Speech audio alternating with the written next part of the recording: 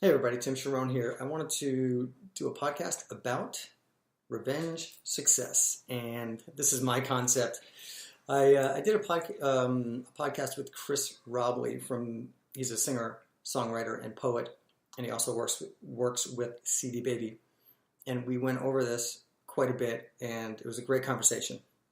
So I just wanted to put it on my podcast and let you guys know what it is. I mean, it might be a little strong for people, but I think it's it's very important because number one, we're all going to have people that doubt us and have haters, no matter what we're doing. If we're trying to hide in the back of the room and not let anyone know that we're there, we're going to have haters. If we're trying to be out there on a stage performing and putting our music out, we're always going to have people that don't like it. It's just a numbers game.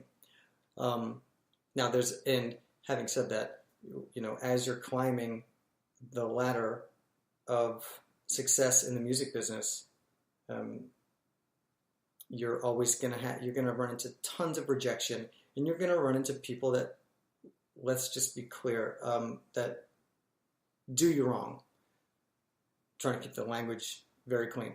You're gonna run into people that do you wrong. Now, what I've developed is my own kind of belief system, because we get angry, and I look at, so let me explain. Revenge success is basically this: when someone does you wrong, messes with you, or even hates on you, whatever, online, whatever it is, what I suggest is that you take that and you use that for motivation, you use that for fire, you use that to get you up earlier in the morning. You use that to write more songs. You use that to, very importantly, book more gigs.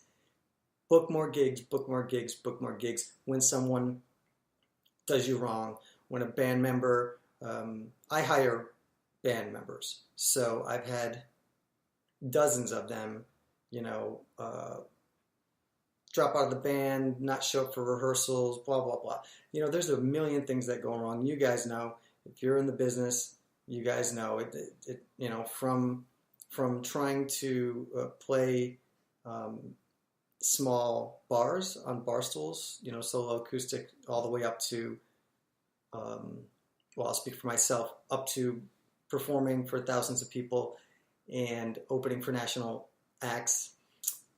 You're always going to have these issues, and you're always going to have people coming out of the woodwork, especially on the internet, and it's very easy to let it affect you in a negative way. It's, of course, we're doing this stuff because we want people to love what we do, and that's something that I've had to learn through my life and my career, that back in the day, back when I was younger, I wanted everyone to love me. I wanted everyone to like me. I wanted every single person that I came across, I wanted them to like me.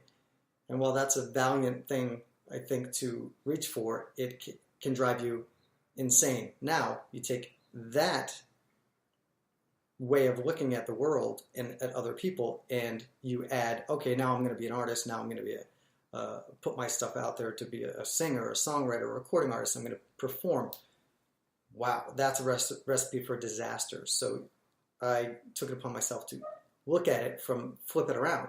Okay, every time I feel like someone is slighting me, or I know someone's slighting me because they're doing it online, or they're, doing it to my face, I would go back to work.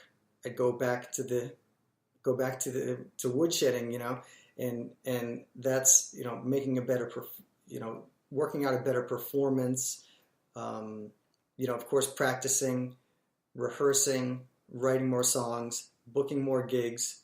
I would literally take my revenge success, take my anger, instead of being mad at people because they're putting you down, I take it, flip it around, be mad for a minute or 5 minutes or a day, and then the next day, wake up and get to work. That's my version of revenge success. It served me really well, and you want that. I think that you want the carrot and the stick when it comes to motivation. You want the vision of what you're going for, your goals, You want to look forward to that and say, that's what I want to do. You know, write them down, always have them in front of you, always have them in your mind. Or, you know, I want to be playing, you know, depending on where you are in your career, you know, I want to be playing bars. I want to be playing with a band. I want to be playing bigger places. I want to be playing clubs. You know, you'll have all these goals and take all these steps. And now I want to start playing festivals and fairs.